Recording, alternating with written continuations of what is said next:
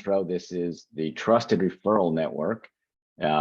What is not in the name is the fact that we are almost exclusively marketing services providers. Every once in a while, we'll have somebody who sells to the marketing community, and so they like to, interact and network with other small marketing agencies.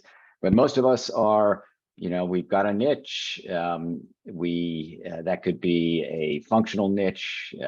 We've got perhaps an industry niche. And because we're all small providers and our clients need more than just what we have to offer, there's good opportunities for us to collaborate, refer business. And that's what this is all about. And also, supporting each other, getting to know each other, helping each other with tips and tricks and ideas. And we have this meeting once a week virtually, lasts an hour. It's really a foundation or a way for people to get to know one another so that we can meet one-on-one afterwards and get a little better understanding of what the other one does, and perhaps then start collaborating and referring business. And Vince, go ahead, Rajiv. Yeah, I just had a question. So as far as the showcase, are we doing it now or after the networking? We could do it now. Why? You want to do something? Sure. You're gonna wing it? Yeah. All right, Rajiv, I'm happy to have you do it. So do you want to, what I'm going to do is I'm going to make the screen available for you if you would like. And you can take it away as long as you don't put on a commercial for 15 minutes. Oh my God, I'm never going to live that down, huh? Jeez. 2 minutes is okay, 15 not. Okay, go for it. Okay, cool. This is kind of more like a quick overview of who we are, just to let people know a little bit more. So let me share my screen real quick.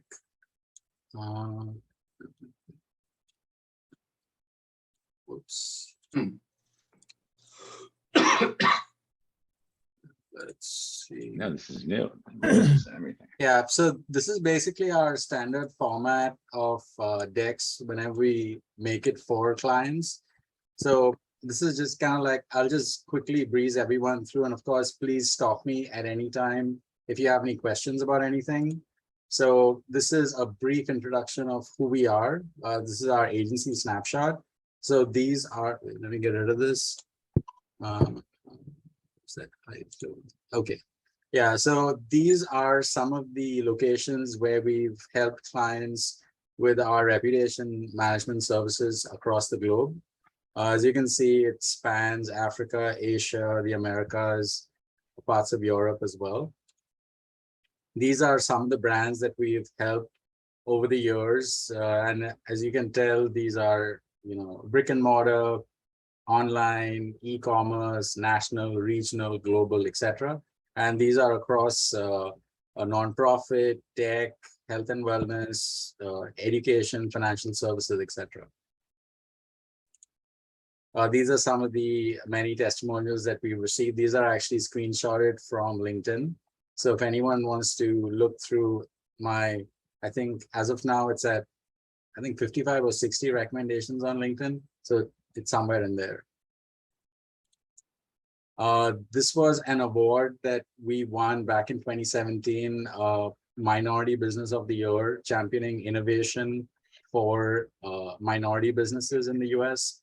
And standing next to me is the heads of diversity equity at Con Edison and MTA. So it was an awesome time to be in the company of these two giants, even though I'm like a little bit taller than them physically. But the company, as a company, these are both billion-dollar companies. So from that standpoint, we're a full-service reputation management company that does focusing largely on online visibility and content creation. And we're very bullish about our client success. And our broad approach to reputation management is this. There are like 6 steps. Basically, it typically starts with the client telling us what what keywords that they want to optimize for. We then do a search. We identify what links need to get deleted or worked on. We then share a quote based on our understanding of the ask. The client confirms, they make payment, we start the work, and that then begins the review process. So that's the typical flow that we go through, and that's for a reputation client or an SEO client or any kind of client for that matter. These are the typical steps. And we broadly have 4 solutions to choose from. Yes, explicit language included. Bazooka is the deletion service because, well, not that I've ever held a bazooka ever in my life, nor do I intend to, but as I imagine, based on seeing too many Arnold Schwarzenegger movies, when you point a bazooka at something and press fire, it decimates the target. And well, that's what the service does. It deletes the link from Google and social. A small clarification, we're able to not just delete links from a Google search result, we're also able to delete content from social as well, including deleting videos from Instagram or TikTok, as well as tweets from Twitter. A relocation is when the offending content wants to be moved from page 1 to page 5. That usually happens when the client doesn't want to poke the bear, so to speak, but just wants that gone or gone further away such that it's not in the public eye, so it doesn't confuse or confound their existing clients or stakeholders, customers, etc. So that's when we use relocation. Force field is basically we're preempting future threats on Google, and we're preventing those future threats or future crises by essentially creating a lot of content to preempt future threats. So if there is a future threat like a scandal or something, the way that this works is that story will then get deflected by the force field and land on page 4 or 5, where it does minimal to no damage to the brand or the client. Halo is our newest service that we've begun to talk about. It's basically our thought leadership service. And that is something that helps to elevate the client's profile online such that the opportunity is attracted to the client and the opportunity chases the client rather than the other way around, thus changing delivering a paradigm shift from the usual rat race, so to speak. Now, how are these services different? Typically, Bazooka is the fastest from all of them. It usually happens in about 90 to 120 days. It has happened faster as well. Sometimes it's happened as fast as 2 weeks. Again, that's not something that we can assure any client of. We usually say 90 days. And if it happens faster, that's awesome. But usually that's the time frame within which any deletion takes place. Relocation, force feed, Halo, they're all services that are typically a little bit slower to achieve as far as the outcome goes. Bazooka has the money back guarantee, the others don't. Bazooka, the results are permanent, the others aren't. And by permanent, I mean when it doesn't require for a service to be always on for the results to be maintained. So once it's gone, it's gone. Typically, when it comes to force field, relocation, or Halo, the moment the client stops or pauses the service, there's no telling how long that effect will last. Sometimes it's lasted as long as 2 to 3 years, even after the client has paused, much to our shock, because we wanted for it to, well, obviously not come crumbling down, but we didn't expect it to last that long. But it has happened like that in the past in a variety of categories, including financial services and professional services. Typically, Bazooka is a lump sum payment. The rest of these are monthly retainers. And like I said, Bazooka is usually the cheaper option because it's a lump sum, it's a one and done, whereas the rest are monthly retainers that could be more expensive over the course of time when compared to Bazooka. Now, I get this question a lot, which is, what's the price? Why is the price? And basically the price is driven by four main variables, and those are recency, quantity, source, and topic. Recency means if it's a 2020 or 2022 story, it's very recent, and that's going to be more effort. More effort equals more price, and a 2022 story will be a little bit more expensive to get rid of than a 2000 story, just as an example. Source means where is the story coming from? Is it Joe Schmo's blog, or is it the New York Times, or is it the Daily Beast? So that matters as well. Also, if it's on FBI.gov or SEC.gov or ICE.gov or any one of those .gov websites, it's going to be a lot more expensive to get rid of. Topic also means like whether it's, I mean, I hate to say this, like the standard crap that people deal with, which is some sort of sexual misconduct. I mean, it's a strange world we live in where I'm saying the statement of the usual thing, but that seems to be a lot of the stuff that we deal with. But if it's something more serious than that, like kidnapping, murder, something like that, or bilking somebody out of $100 billion or $100 million or something like that, that's something that is going to take a lot more effort to work with, which in turn will drive up the cost. And lastly, quantity, well, that just means math. X, like one link costs X, two links cost 2X. Yeah, that's usually what it means. I will say that when we are working with quantities larger than 10 links, there is possible to have some economies of scale where you can get some discount. So that's as far as what drives the level of investment. Michael, how much time do I have left? 5 more minutes. Okay. Yeah, if there are questions, please put them in the chat, or if you want, Rajiv, people can chime in. Okay, perfect. Yeah, so that's basically the end of this presentation. I kind of wanted to be like very, very succinct because the most common question was, what does it do? Why does it do? How much does it cost? And, all that. So I think this presentation kind of touches on that quite directly. Yeah.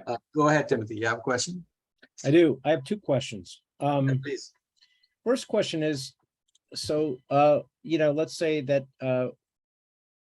how do you deal with the ethics involved in what you're doing? For instance, if this is a legitimate trash talk, like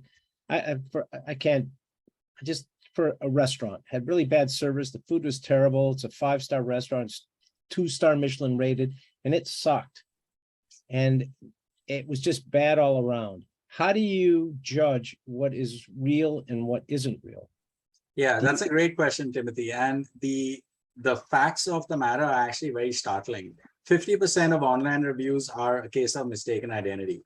The person posting the review is posted to the wrong business. They're very triggered at that moment. Someone or something made them feel really bad, and they're all, flooded with emotion, and they just want to like vent, and they're filled with rage, and whatever comes up first when they're doing this on their phone or their computer is the one that, is the object of their angst. So 50% is a case of mistaken identity. 25% of online reviews are done by unscrupulous competitors. So that leaves 25% of reviews that you see online that could be correct reviews. That is, it was actually a customer of the business, and they're reporting a less than favorable experience or something like that. So when you consider those, you realize that 75% of what you see online is most likely false. That being said, now if it actually is a correct or accurate review, and the business is trying to work with the customer and they're just being unreasonable, then of course you after seeing that they've tried to make it right, and despite that the customer is still making a mountain out of a molehill or just being super difficult to work with, at that point then it kind of makes sense for us to delete it, because we can see that the business is trying to do the best that they can do within their part to make it right. And in spite of trying to do that, if the client is still obstinate and still not willing to cooperate, then the deletion is the only route, because especially if the business has a majority of glowing 5-star reviews and those reviews are things that have been posted over many years. So it's not just all at once. That also does tell us that a lot of these reviews could be, genuine reviews that the business has gained because of the quality of work that they've done consistently over time. My second question is this. Thank you for that. That was very succinct, and I understand what you're saying. The second question is, do you ever work with litigators, defense attorneys? Yeah, I do. So a lot of what we do, I may be able to help you and help my friend. So awesome. And just to kind of add to your question, so a lot of what we do actually mitigates judge, jury, and arbitration bias, because what people are, whether the case is an arbitration or it's an out-of-court proceeding, or even if it actually is in trial, dealing with stuff like this is something that can help towards a favorable outcome, because people are basing their opinions based on whatever they see online. And if they're seeing something online that is, let's say, completely false, but they're seeing it and then they're believing it, that's something that is going to influence their decision, or it could contribute to a decision. And sometimes that decision may not be in the client's favor. Very cool. Any other questions? You have another 48 seconds. Rochelle, take yourself off mute. What if there really is somebody, scrupulous, like a real, let's not even go there. I mean, do you work with, I don't know, some of the politicians that are getting caught with stuff that's really, people that are, I don't know, going after non-for-profits. Do you really work with somebody that is scrupulous and just try to delete their stuff, or you kind of pick and choose? Yeah, so I think that there are always three versions of the truth. There's your truth, your version of the truth, their version of the truth, and the truth. So the truth, that's called, it's called Rashomon. Oh, what? Rashomon. What is that? It's a movie that's about Akira Kurosawa, great film. Okay. Japanese film.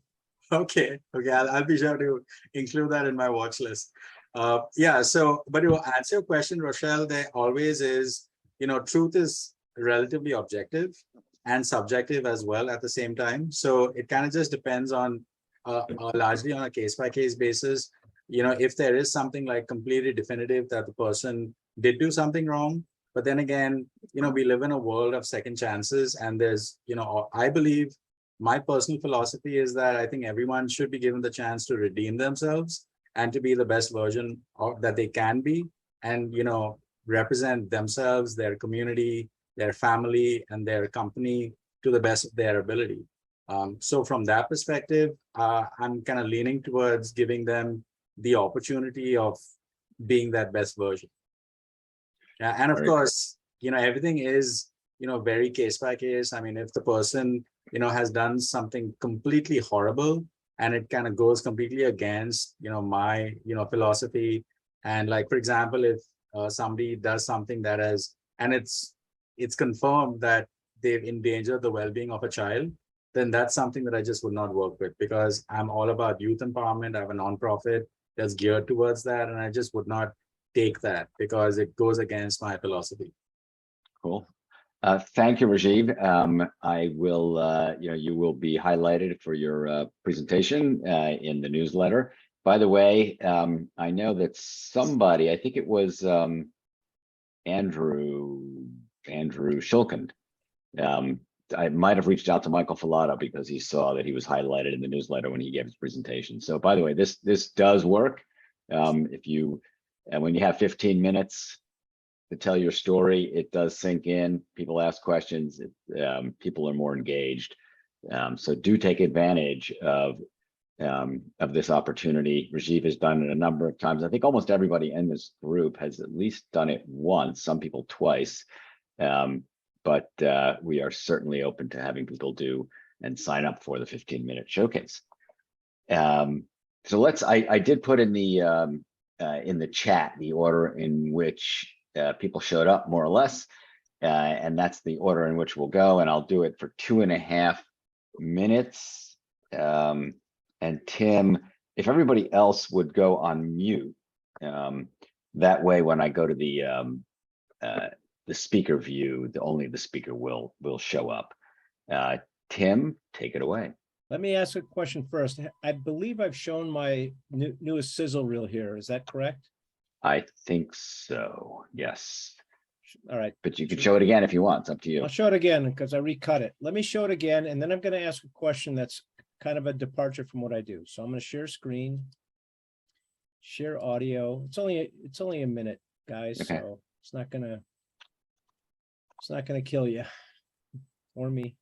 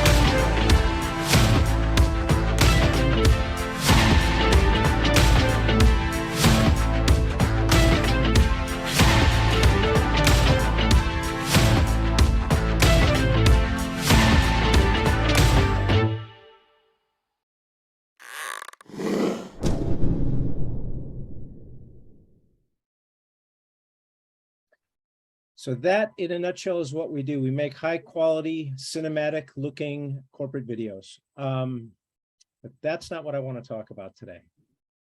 How much time do I have? A minute. All right. The best time I ever had with my wife, besides being married and taking her out to dinner at a great restaurant. Keep it PG.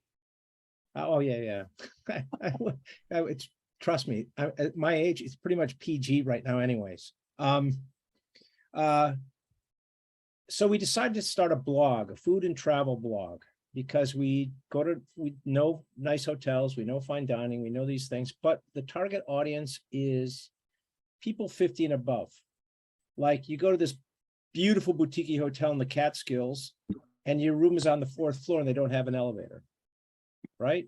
So you got to hump your bags and there's nobody to help you. So you got to hump your bags up 4 flights of stairs to go to this beautiful hotel, but you're dreading your onboarding and you're dreading your outboarding because it's brutal. So this is a website. Who knows anything about blogs about food and travel? Anybody? Thank you for your time. You've been a wonderful audience. Are you looking for advice in that area? Yeah, I'm looking for advice. I mean, I've done a lot of research. I've got my URL. I've got my theme that I'm going to use, and I'm just starting to populate it. And I was hoping someone would have some. Do you know Jean Tang? She used to be a food and travel writer. I have hired Jean Tang. Okay. A couple of times. She's expensive, but she's She good. is. She might do it as a friend. She might, give you 15 minutes or 20 minutes of her time. I'll drop a line to Jean. Timothy, Yeah, I know. I'll Tim- take a line too, Timothy. This What is is the David. client? Pardon? What kind of client is it? I want to target the people that are 50 years old and above to warn them, you might have to walk 300 yards if you want to go to the beach. All these little tidbits that if you're 20 or 30, you don't really care about. Little stuff that we're going to add. We're targeting, the 50 and up.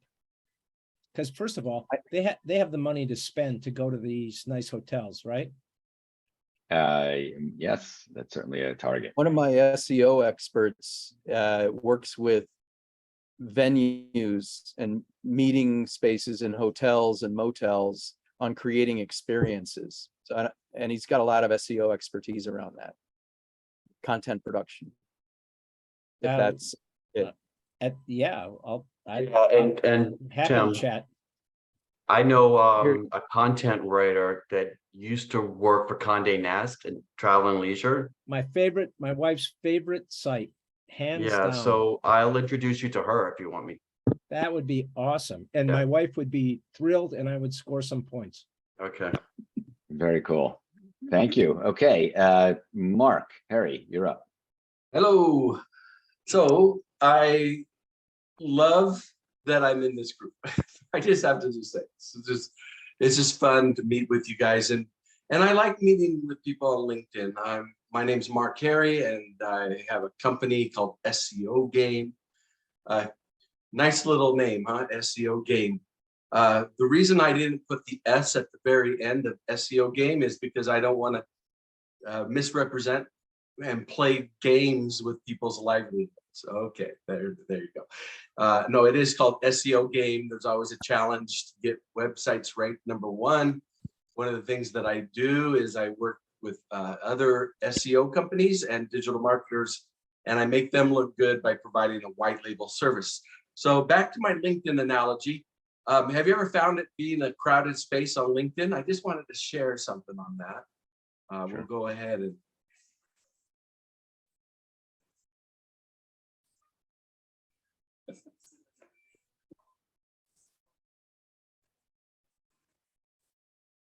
There's no video, by the way. No audio, I'm sorry. You have to share the audio when you do this. Oh, the audio didn't work? No. Well, I apologize for that. I fell. It was just basically saying, hey, look at me. I'm on LinkedIn. Connect on Alignable or LinkedIn. And then I did that really cool stage dive. Did you get to see the stage dive? We That did. was pretty awesome. So that's me just trying to catch your attention again here over at SEO Game headquarters, where we offer performance-based 30-day trials on all websites that deserve to be #1. And I think that's about it. Thank you, Michael. Absolutely. And you might want to mention that your focus is on white labeling. So you work with White labeling. agencies. Exactly. So a little bit unusual. I'm sure you would take a client, but your focus is really building relationships with agencies that want to add this as a service. Absolutely. They want to grow. They want nothing to come back to bite them. And they want to have fun along the way, growing their business. And that's what we do. And they can make a nice margin on top of that. Thank you. Oh, and they make plenty of margin. Mark, did you say you were in Utah? Yeah. Are you familiar with Boostability? Yes, I am. Okay, that's who I work with. Oh, I'm So sorry. anyway, I was gonna say I wouldn't mind talking to you at some point. Just Oh, Well, you should well, I definitely talk. love chatting with you, Steve. let's Thank set you so something much. up. Okay. And by the way, everybody should put their LinkedIn in the chat. Okay, so it's now David Libby's turn. Hello. Hey, everybody. I'm David Libby with 2pins.com. We build brand awareness for B2B tech startups and high growth companies. Content is king and queen. It's the first thing that these startups and high growth companies need to accelerate to their PR or to their social. Without it, they don't have anything to market. So we're building that. And it's really good to see and hear everybody today. Thought I'd start with a joke, but I couldn't think of one. Of course, I watch jokes all the time on YouTube, but I can't remember them. The funny, Mark, I have that shirt, Mark Herre. So I'm glad you and I did not wear the same shirt today. I'll just bring that up because, how many Zoom calls have we been on where it's like, how often do you match somebody else? But yeah. So. Do you want to describe any of the work you've done recently or something that stands out? With Santa, we're doing a lot of legal tech work, which is really fun. A lot of legal tech vendors like LexisNexis and ActiveNav and others have been coming to us to have them write their articles. A lot of these legal tech companies are really getting through to the lawyers through article placement, which I'm sure Stacey knows well, right? So we probably compete on that end, but maybe not. So that's been pretty good on the content and the PR, which has been really interesting for us because typically we've been on the artificial intelligence, cloud computing, and big data side. And so my business partner has been at Intapp for 3 years, which is a big software services company for the legal tech sector. And so because of her experience, we just blossomed in that sector most recently. That's great. So it's another area of specialty. You might want to, I don't know if that's something you want to add to your profile, but if that's an industry of specialty, you might want to do that. Yeah, definitely. Thank you for that. Absolutely. All right, let's see. Mark Iorio. Thanks, Michael. All right, before I get started, I interviewed Rajiv a couple weeks ago. Rajiv, the site is behind, so it'll be up. The interview will be up, I promise you. I knew you were going to ask that question too. So I've got a couple television shows. Rainmakers Roundup is one. Michael Falato is going to be on that. I think in next year. Keith Reynolds has been on Al's, my partner's show. Rajiv's been on mine, and I love what I do with that. So if anyone wants to appear on Rainmakers Roundup, let me know. You can DM me and we'll talk about it. That is about people doing something different in a very competitive market. So I've got 3 shows, that one and 2 others, which I'll talk about later. But the business is brand and culture alignment. Alcini and I developed that about 10 years ago. It's really getting organizations or teams to get their culture and their brand promise to align through a process that he and I developed. Connecting the head, the intellectual side, understanding that you need to get your culture intact is really important. Most people understand that intellectually. The heart, connecting the heart is second. And a lot of people understand that they need to get their culture and their brand aligned, but they don't necessarily have the wherewithal to get it moving. And then the third part is connecting the hands, which is to implement it. And that's always the challenge with brand and culture alignment and our process. People get it, they understand it, they believe it, but I have a tough time closing business because it's the implementation process. But we've done a little bit over 11,000 of these over the last 10 years. And when organizations do implement culture and brand alignment, they love it. There's Michael, am I out of time? So they break down the silos in the organization, the passive aggressive behavior. They work in a more collaborative way because they have this purpose or this North Star that they're all collectively working toward in this process. So it is a remarkable process that requires a fair amount of commitment. So it's called BCAT, and I put my LinkedIn post in the chat. Thank you. All right. Thank you. Very cool stuff. All right. Let's see. Stacey Mathis, then Michael Falato, and then Vince Falato. Stacey, you're up. Everybody's on mute, so you got to take yourself off mute. You're still not coming through for some reason. Looks like you're off mute, but I don't hear you. Should we come back to you? Yeah, maybe you should log off and come back on. That might help. Sometimes that helps. Okay, so Michael Falato, you're up. Hi, can everybody hear me? Yes. All right. Michael Falato, owner, founder of Full Throttle Falato Leads.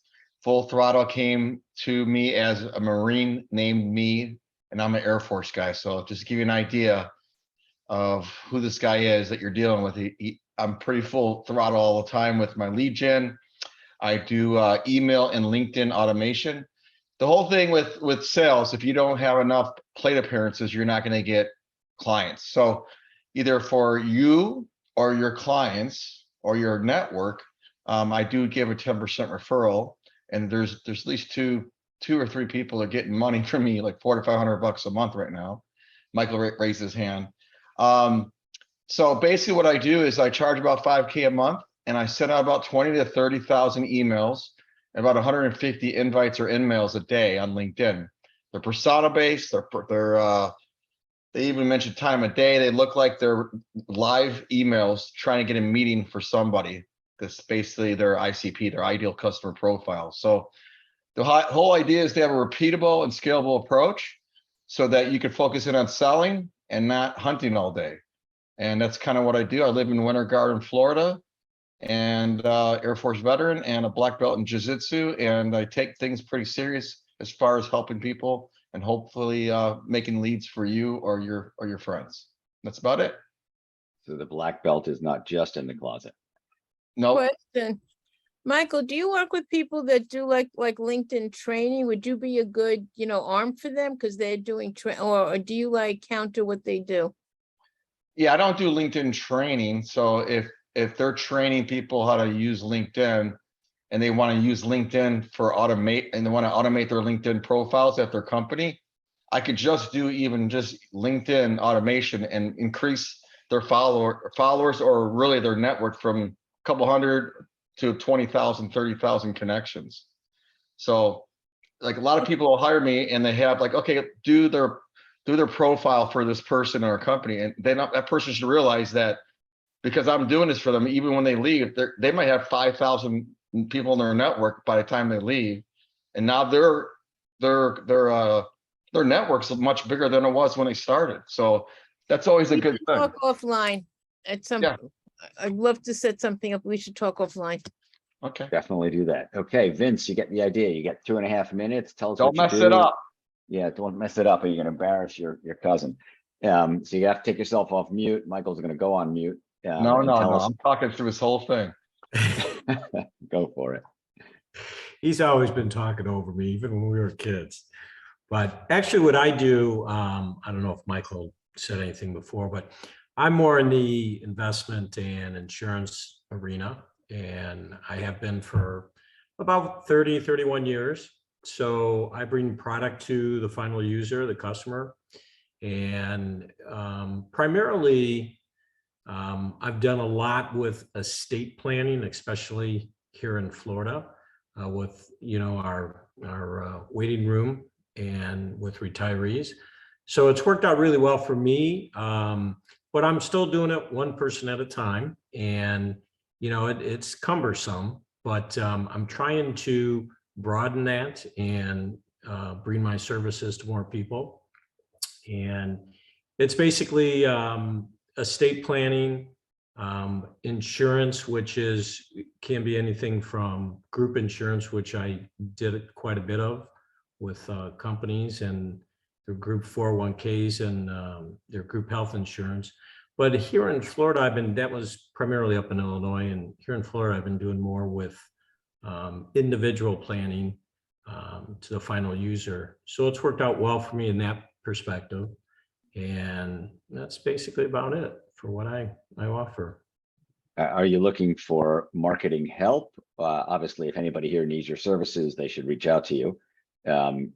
Is there anything, what are you looking for specifically? Because you did mention that you're doing this more one-on-one now. Is it you're looking to generate more of a pipeline? Yeah, yes. I do work with a company that provides me leads for estate planning, which would be more trust planning. I come and do the financial part of it, but we have a legal team that does the estate planning for the client. But yeah, I would love to maybe be able to work with other people and do some marketing. Cool. So if any, I have done work recently this year with 2 financial planners, and the big problem is getting content through the what do you call it? Clients, Compliance. No, Compliance. compliance. That's the Okay. word that was Yeah. escaping me. And so what we've been doing with these financial planners is giving them something else to talk about that appeals to the audience. So one of them is trying to reach people that are business owners, and we came up with a topic that he could be an expert on that had nothing to do with financial planning. And at the end, he could give just a commercial that says, "And I'm a financial planner." So he had something that was clearly differentiated. We're doing another one with somebody that's trying to work with people who have college bound middle school and high school students in their family, kids.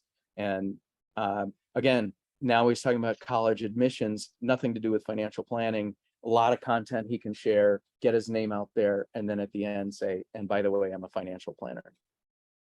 Yeah, Very that would work well. Yeah. so you guys should definitely connect. Stacey, you want to try it again? You're on mute now. I know that. You have to go off mute first. I have a question just for Vince. Who are you trying to target for your, for your I guess, your Insurance. product, insurance. Primarily, currently, my target is 65 plus, but I have always worked in the marketplace.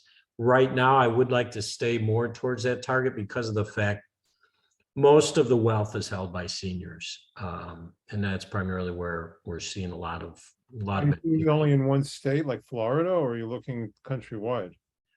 Florida and Illinois I'm licensed in, so it would only be those two states at this point. For meeting seniors, if that's your goal, one of the most successful things I've seen done is home inspections, like helping people understand where they could put a ramp and make their homes safe for elder care. Yeah, Yeah, it's a good idea. Have you tried piggybacking off like AARP, maybe like putting an ad in their newspaper or something like that, or something like that, just offering your services? I mean, there's lots of different ways you can go after that market. You guys, yeah, definitely can. You and Vince should connect offline. I don't want to cut anybody's time off, and also Sorry, Keith. sorry. So Yeah. Vince, put your LinkedIn in the chat. So hit the chat button, and then you can put your LinkedIn, or if you want to meet anybody here, you could always reach out to Michael or me, and I'll connect you with them. Very good, thank you. All right, cool. Let's see. That was Vince. Now, Keith, you're up, Keith. I'm a CMO kind of guy. I have worked for IBM and Apple and got some great training, and I've worked for startups, and now I have an agency that's primarily servicing mid-size and small businesses. Actually, I say agency, and I'm going to take that back. We're a consulting and training company because I really am trying to not do the agency thing. I want to help people develop their own strategies and help them surround themselves with the resources to pull those strategies off by making connections and by helping manage projects. So about 10 years ago, I wrote a blog and got asked to testify to Congress. That really fascinated me how you could make that happen. And I ended up building a program for Kodak that when they sold the division, the acquiring company wanted to buy the web property that we built because it was generating so much revenue. And I realized that content has a revenue model that's different than what publishers do, but today's marketing is all about publishing content. So you had to replace the economic value of selling an ad with the value of a lead. And that's gotten me in very heavily into ROI-based marketing and helping you develop plans and do the research so that you feel confident about putting your content out on the internet. And I've got a company with about a half a dozen part-time employees, and we're growing. And if you know anyone who's trying to figure out what to do on the internet, we've got a methodology that'll help you organize your thoughts and get confident, even to the point of presenting to your CEO or CFO that you've got an ROI model behind it. Okay, thank you so much. Very cool. Let's see. Moving on. Ken Simon, take it away. Okay, I'm Ken Simon. I found out what working like outside for the last hour before I came in here. I was outside, and it's deathly hot outside. It's like unbelievable. I feel like a wet rag. Anyway, I'm Ken Simon, KBS Marketing. I work with small and mid-sized companies, helping them understand who their customers are and what their needs are, and then developing the strategies for them to use to reach those customers and grow their business. I've worked with companies in the financial services arena. I have like 20 plus years in the insurance industry, but mostly P&C. But I know the insurance industry, banking, financial services, fintech. I've also worked with startups in the technology space and manufacturers. Right now I'm working with a couple of clients. One, I think I mentioned the last time I was on is also located in Florida, but they do a bird call.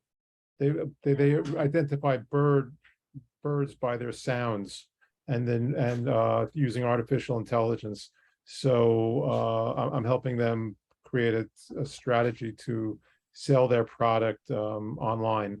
There's lots of ways you can use, you could do marketing for various, markets. And I try to help understand who the customers are and what their needs are, and then develop a strategy for companies to use to grow their business and go after them. That's who I am. That's, and I don't know how much time left. I don't know.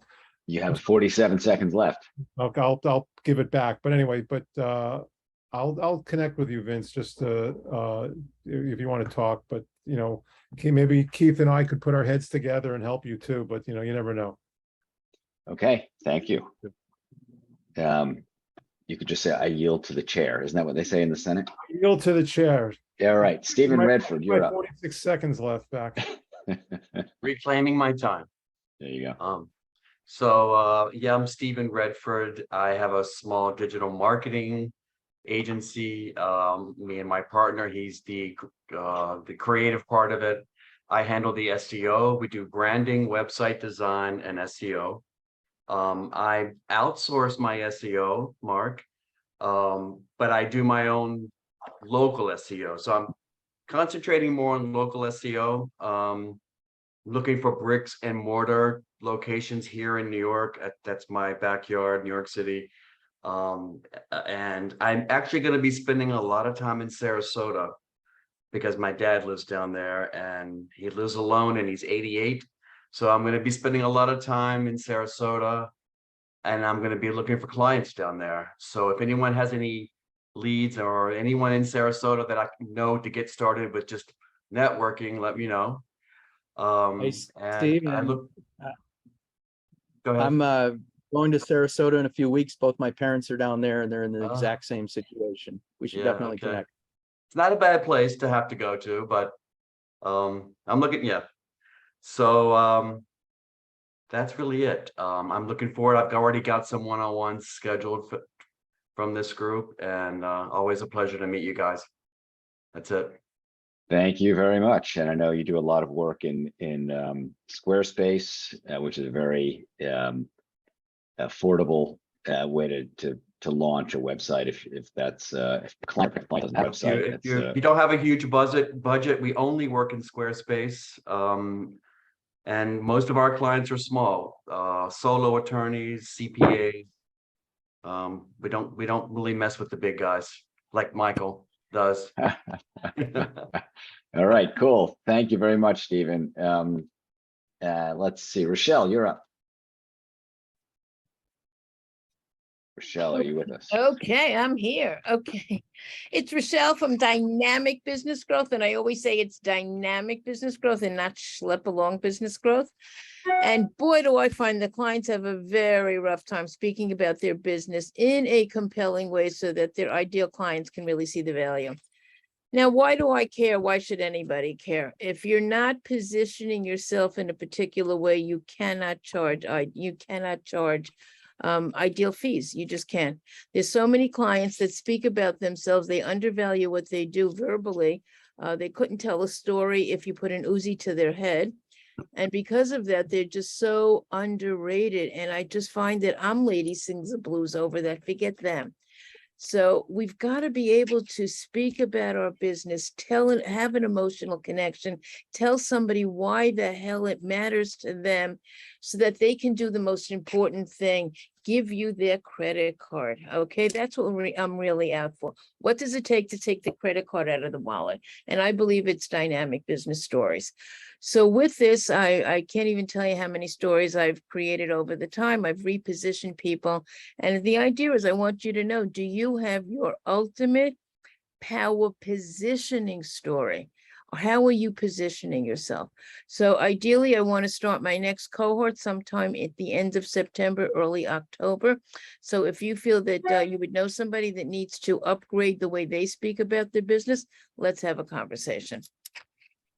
Who are you targeting, Rochelle? What's specific? Are you like, if you said, David, I want a bunch of dentists or lawyers, or like, is there a certain demographic? Ideally, service professionals, lawyers, accountants, people like real estate. It's really important if you're in an industry with lots of competition. So lawyers, accountants, architects, anything in that area, it really does its magic. Or sales teams. Okay, thank you. And apparently she's also done a lot of work with family businesses. Love you know, family businesses. Yeah, even when you say home services providers, exterminators, that sort of thing. I love what I call non-sexy industries, plumbers, electricians, I never realized that I went into consulting and I became a bed bug expert. Go figure the side effects, the positive impact of working and having a diverse client base. Cool. So I haven't left anybody off, have I? No, If not, then I will go. Give myself- Stacy. Oh, Stacey, Skip you're still there? Stacey here. Please. You're on mute. You're on mute. You're on mute. You're on. We still can't hear you, even though you went off mute. She's doing sign language. It's not working. We don't understand sign language. All right, Stacey, you're gonna have to fix your tech somehow. Somehow she got worse than my cousin today. All right, I'm gonna try to give my little pitch in a minute or two. So my name is Michael Bendit. Stacey, sorry for your technical issues. My core business is representing software development teams. And what does that mean? So I don't do any software programming myself. I have about a dozen teams that I work with that build websites, build mobile applications, e-commerce sites. We also work with startups to help them with their first product, sometimes a second product or a second version of their product.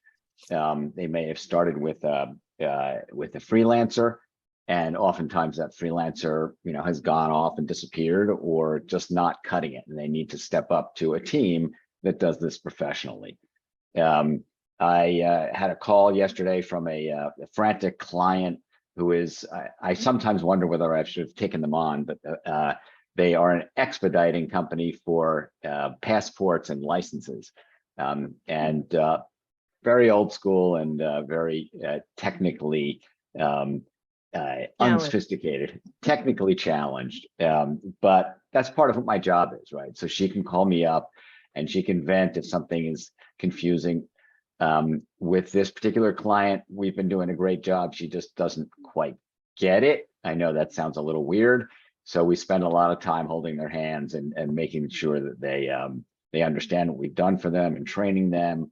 And that's a lot of what I do, not personally, but I make sure that the relationship is understood and that the client's needs are met. It's not just about the technical. It's certainly emotional. It's certainly trying to put yourself in their shoes and understand where they are, and then walking them through how they could use the technology, how they could make the technology work for them. The last time we did a project like this for them, they also had some issues, but they ended up being very, very happy. We hope, pretty sure the same thing will happen this time around. So people come to me when they're not really sure what type of development or software team they need. They may have some requirements, like I have this particular technology that I'm working with, or I have an idea, and I'm a good place to start because I help people think through the process so they can spend their money wisely, and then match them with a team that I think is the best fit for them. So thank you all. That is my time. Thank you all for coming. Now's a good time if you click on the chat and the three buttons on the chat window. First choice is save chat. If everybody has put their LinkedIn profile or email or whatever there, you should be able to reach them. If not, you can contact me, or if you remember their company name, you can go to the website, trustref.net, and find them. Thank you, Vince, for joining. Thank you, Michael, for inviting your cousin. Lovely guy. We'll see you next week. Bye. Thank you.